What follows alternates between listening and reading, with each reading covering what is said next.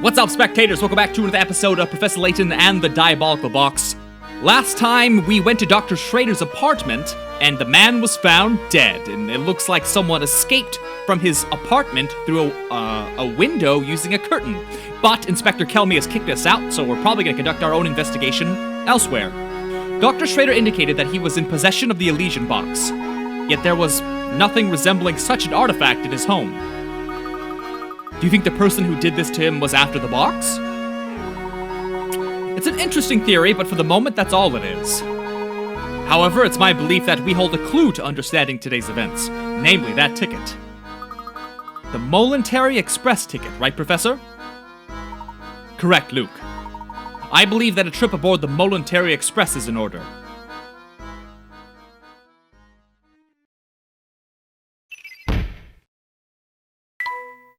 Somebody managed to steal the Elysian box from Dr. Schrader's home without leaving behind a single implicating clue.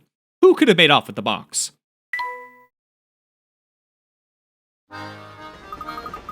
Do you suspect we'll find the key to unlocking this mystery on the train?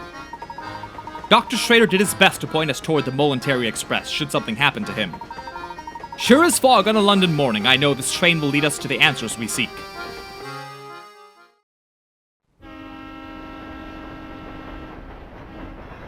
Professor Layton and Luke sped away from the city, unaware of the secrets that awaited them down those iron tracks. Who the hell are you, woman? I didn't give you permission to narrate the story. Juju! Julia and Juju. Why are there two Jujus? And Julia didn't. 39 minutes, only 6 puzzles. She played like up to this point, went, "This game sucks! I don't want to play this." And the Jujus, only barely 3 hours. Very disappointing. Very disappointing. I'm gonna overwrite which Juju. Top Juju, bottom Juju. Let's go with the bottom Juju. Goodbye, Juju.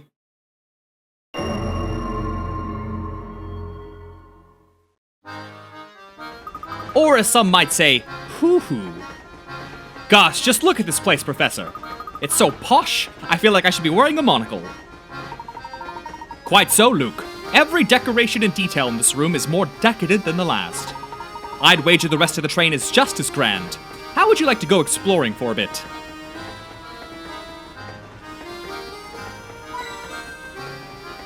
Examine the room, okay. Look at that, Luke. Your bag's wide open and your belongings are scattered everywhere. Oops, I guess they are. You should put your things away before we walk around the train. Luke's trunk. Luke's belongings are all over the place and need to be packed away in his trunk. Use your stylus to move individual objects into the trunk and make sure that none of them overlap.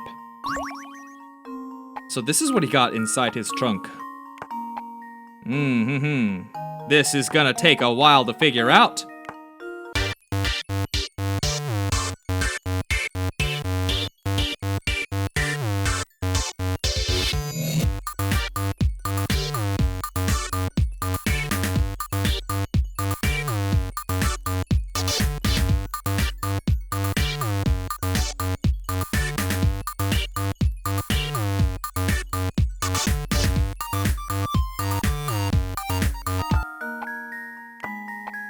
Ha! Got it!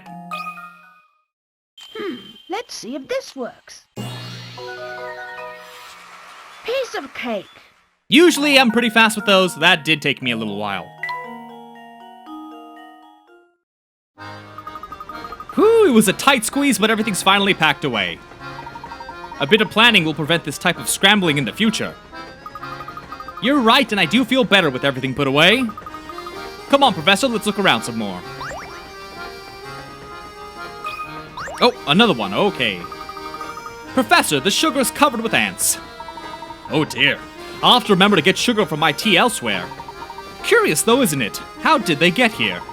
Perhaps this puzzle will shed some light on things. Boo-da-boo. The worker ant. Busy ants worked tirelessly carrying food back to their nest. One day, one such ant was returning with food when he bumped into an acquaintance in front of the nest. Okay?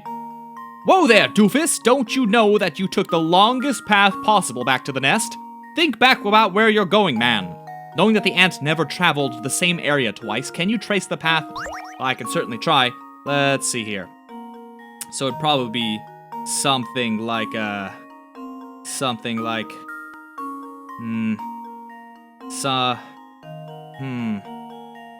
one moment.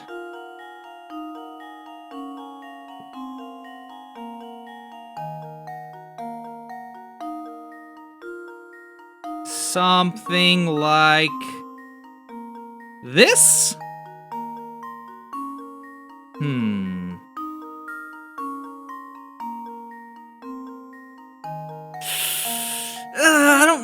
No, this can't be right.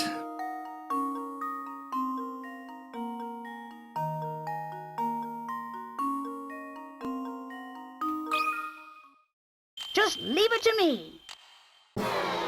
Yeah, I didn't think so. Alright, hold on. Oops, that wasn't right. Here goes. Yep, trial and error. Trial and Piece of error cake. is good. Perhaps all the heavy lifting kept this little ant from thinking about his path home. You got it, my boy. While I'm no fan of ants in my sugar, you have to admire their craftiness and work ethic. Maybe they're working so hard because even the sugar on Molentary Express is extra fancy. Perhaps. I must admit it is a compelling motive.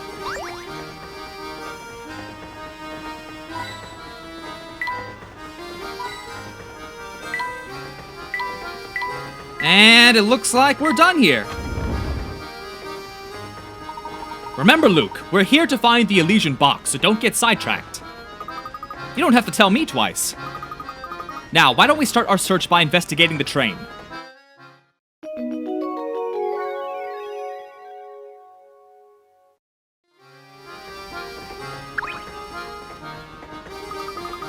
I hear the rooms in front of the train are so super fancy that the doorknobs are made of gold.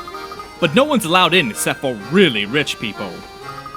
So, misters, are you really rich? Because if you are, then you can see the super duper fancy rooms. Super duper fancy rooms, eh? That none but the extremely wealthy can enter. If our young friend is correctly informed, there must be a set of deluxe rooms in the next car. I'd sure like to see those. I bet they're utterly fantastic.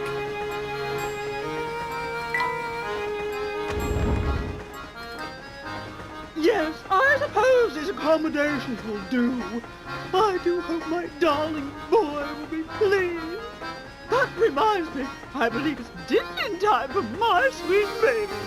I'm off to visit the dining car. I'm off to eat the dining car! Gosh, that lady was just the type I'd expect to see on the Molentary Express. Talk about rich and fancy. Quite. This train is full of many well-heeled patrons, just like the woman we just met. We must watch our deeds and words here. A formal setting demands formal manners, wouldn't you say? Absolutely, Professor.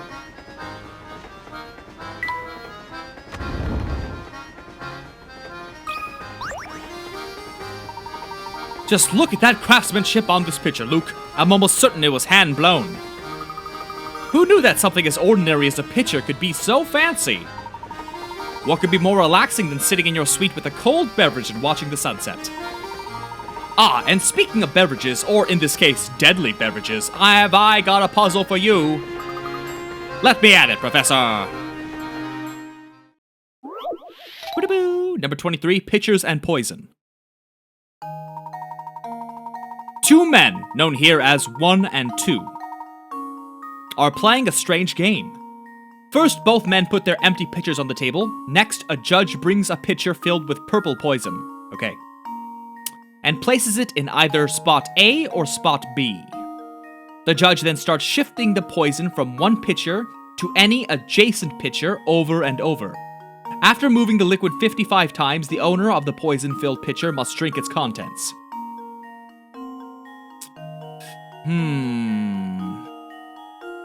Now, obviously, they don't want me to do it every time. So it's most likely an odd-even situation. something about putting in the adjacent one. Hold on.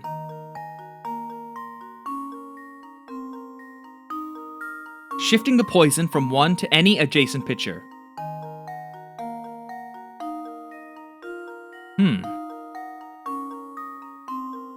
Is this a trick? No. If it's any adjacent.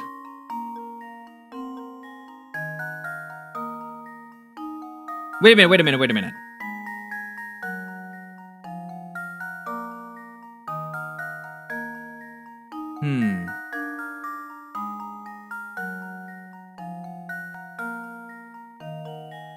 55 times.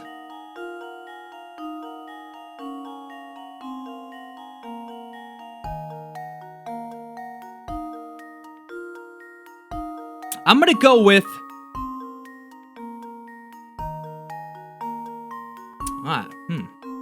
I don't know. Let's see if this works. Piece of cake. That was a bit of guessing.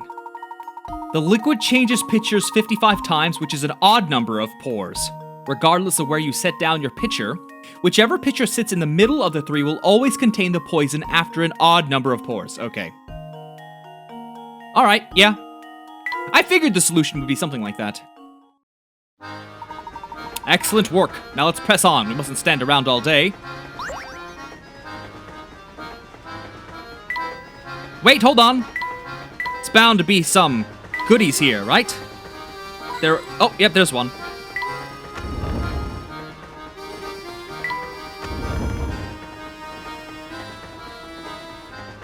This isn't the fancy car, though. Hold on, let's go all the way back.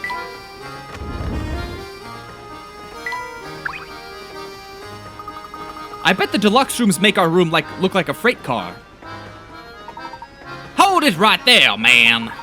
Sammy Thunder says entrance to that car is for VIPs only, capiche?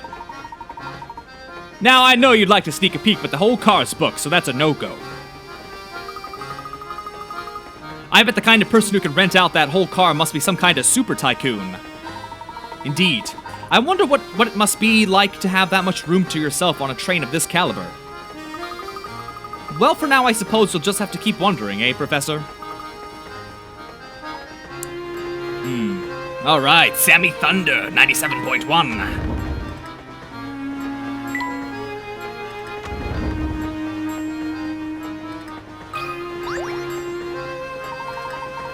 I'm dreadfully sorry, sir, but I'm afraid all the seats in our fine establishment are taken now.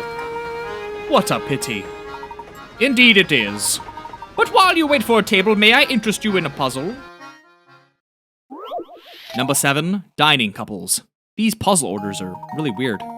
Going back and forth.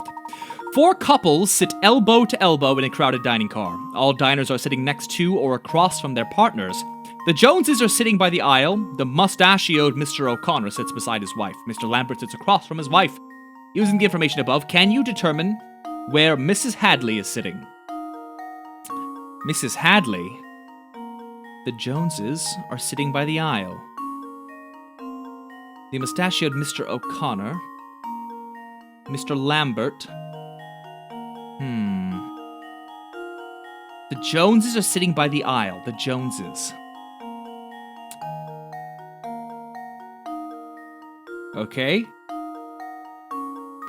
Mr. O'Connor sits beside his wife. Beside his wife.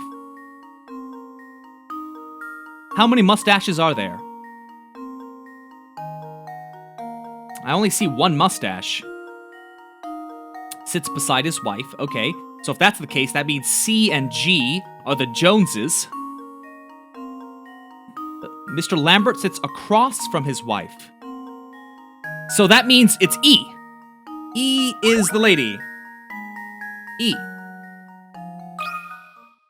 Don't let me down. To test my theory. Yeah! Huh. Wonderful. Yeah, since the mustachioed Mr. O'Connor is sitting beside his wife, both couples on the left must be sitting beside their spouses. Since Mr. Lambert is sitting across from his wife, he must be Oh, I didn't think it would skip the... Okay. That's exactly right, sirs. They say that nothing whets the appetite like a hearty puzzle. Oh, and it appears a table has just opened up. Allow me just a moment to tidy it up, and then I will be happy to escort you to your seats. Great! I'm starving. Oh good, our table is finally ready. We'll just be taking our seats then. Madam, please wait just a moment. You see, these passengers have been here much longer. Nonsense! We'll not be here another word of this. You take these people before us? We are insulted. I do apologize, madam. It's simply that these gentlemen arrived before you. We will not be kept waiting, do you understand? Not a single second. Out of our way. Madam. Talk about pushy. I do apologize, sirs. There's a lovely observation deck on the last car of the train. May I suggest that you spend a few minutes there while we prepare a new table for you? No need for apologies, my good man. Your job is not an easy one. We'll go see the deck and return in a bit.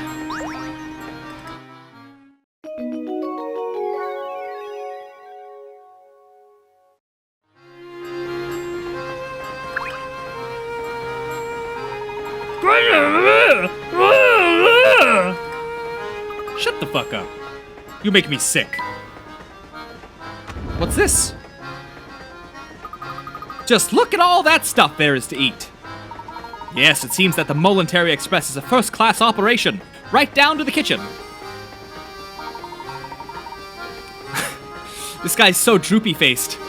Passengers in the kitchen? I'm sorry, but we can't have that. Wearing those dirty clothes of yours in here could earn me a health code violation, you know. I'll have you know that there's nothing at all dirty about our clothes, sir. Say what you like, short stack, but that don't change the fact that I'm running a kitchen here. Did you stop to think about what could happen if icky outside germs made it in here because of you?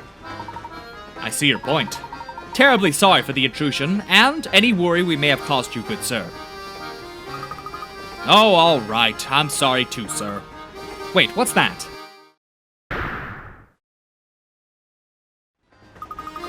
Professor, look here! It looks like our friend the cook has been keeping a pet in the kitchen. And to think he was lecturing us about germs. Woo boy, I guess the cat's out of the bag now. Or the hamster, I should say. Believe me, I know it's not okay to keep a pet in the kitchen. But well, he's my only friend, see? Furry or not, he's the only rodent I've got to talk to here. My, he certainly is generously proportioned, isn't he? You said he's a hamster, yes? That's right, a hamster. The noblest member of the animal kingdom. See, when I first started working here, I needed someone to keep me company, so I bought him. Thing is, I feed him all the table scraps we take back, which makes for a diet that's a bit rich. He's really put on the pounds, and if he doesn't get in shape, it could really be bad for his health. The poor little guy. That's why I want to ask something of you, boy. Would you mind holding on to my friend for a little while? When he's here with me, I can't help but feed him, but those scraps of pastry and pasta add up. So you're saying you want us to hold on to him and help him shape up? Sounds like a great idea to me. I mean, what do you think, Professor? Can we please keep him for a little while? Well, I do believe that helping those in need, rodent or not, is the duty of every true gentleman. We'd be happy to take custody of this hamster for the time being. Oh, thank you so much. Hearing that is a real load off my shoulders.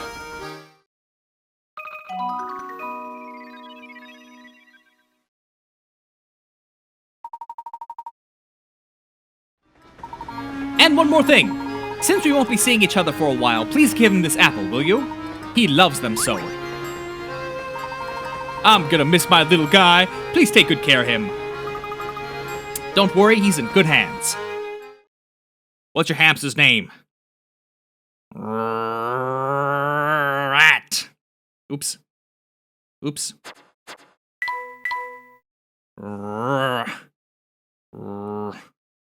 Oops. This could take a while, people. No.